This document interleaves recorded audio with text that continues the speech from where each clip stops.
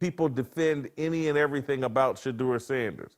Well, Lane Kiffin doesn't represent the same thing, but access to Lane Kiffin by people in the media prevents them from saying the truth about how selfish and how narcissistic and how inappropriate Lane Kiffin's exit was from Ole Miss.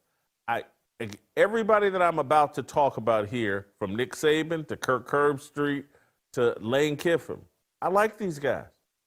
But quit acting like Shedeur sexuals or prime sexuals, or that you have to defend Lane Kiffin to keep your access to him. And there are a lot of people that I saw on Clay Travis's Twitter feed. Lane Kiffin is very friendly with the media. And so everybody throws objectivity and common sense out the window and starts caping up for Lane Kiffin, no different than the way people cape up for Shedeur Sanders. This whole little myth that people in the media are leftists or that they're concerned about the little guy. Why are they doing so much caping up for the non-little guy, for the big guy, for the people born on third base? This no different than how people caped up for Colin Kaepernick. Here's a guy that hit the absolute lottery. His parents abandoned him. His mom and dad abandoned him, give him up for adoption. This man gets adopted by some relatively well-off family in California. They pour everything into him. He's born, he's 6'4", 6'5", has all this athletic talent. He's born on third base. And everybody acted like, oh, we must cape up and defend Colin Kaepernick. He's our Messiah. No, he's not. He's someone that hit the genetics lottery and then hit the second chance lottery when his parents gave him up for adoption. We shouldn't have been feeling sorry for him. But again, he represented something in certain people's minds, leftists, media people, their ability to virtue signal. And so they defended Colin Kaepernick. I throw Lane Kiffin in a different way into that same boat. Let's listen to first Nick Saban, as instead of blaming Lane Kiffin, everybody goes to the default deal of, hey, let's blame the system. Play SOT 1. Well, everybody should be thinking about the players. Everybody should be thinking about the student athletes. What's best for the student athletes?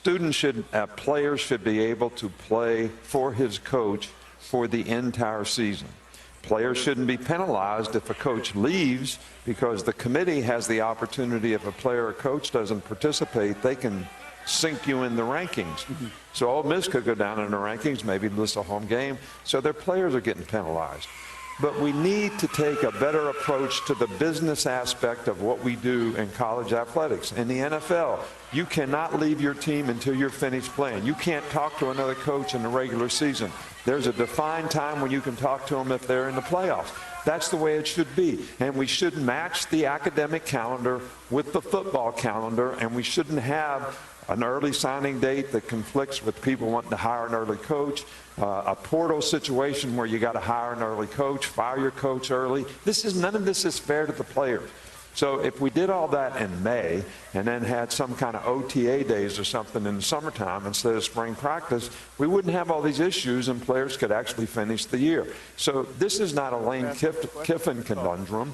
This is a college football conundrum that we need some leadership to step up and change the rules on how this gets done in terms of coaching searches and opportunities for people to leave. I like Nick Saban, but he's dead wrong here. This is a Lane Kiffin problem. The system is corrupt. It's flawed. They've made a hot mess of college athletics. The pursuit of money, and greed have ruined college athletics and created all of this chaos. He's 1,000% right. But everybody, including Lane Kiffin, should start with the man in the mirror.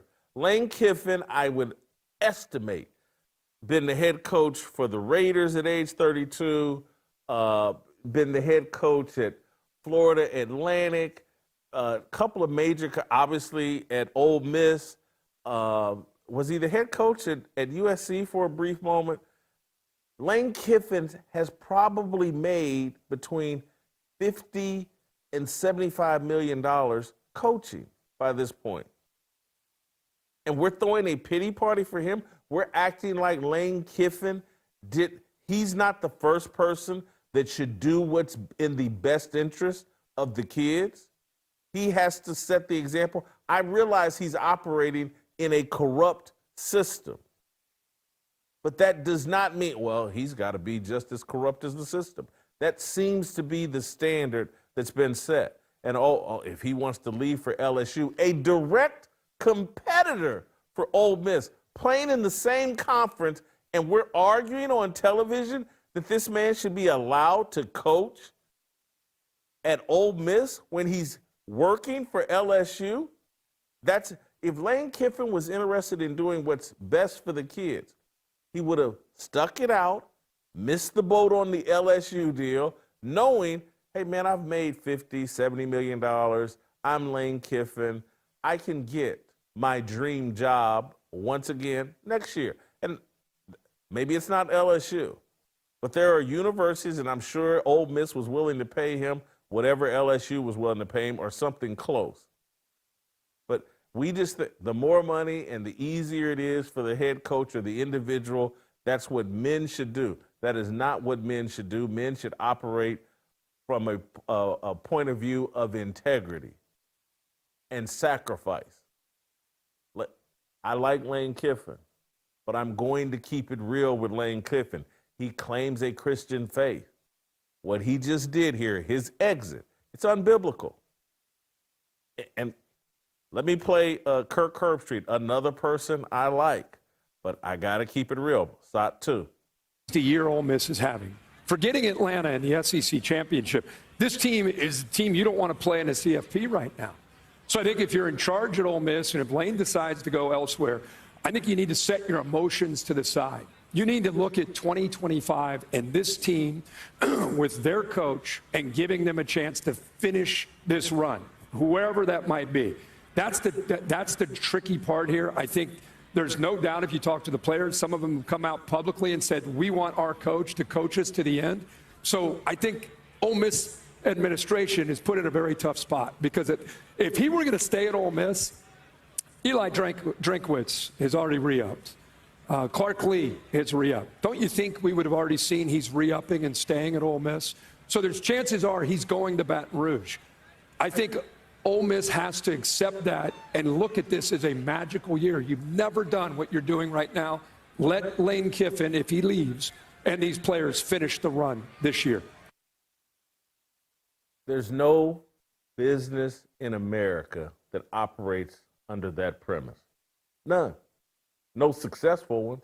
That you can take a job with your direct competitor inside your conference. And yeah, you can work here for the next month while you're going to be working for LSU in the future. Nobody does that. No one should do that. Yes, the system is bad. The transfer portals, the coaching cycles, they need to address, when a coach can and can't leave. They need some sort of non-compete clauses, no question. College football, college athletics needs to be cleaned up. But it will never be cleaned up if the people, the powerful people from within, and the powerful people in the media space don't stand firm on some issues related to ethics and integrity.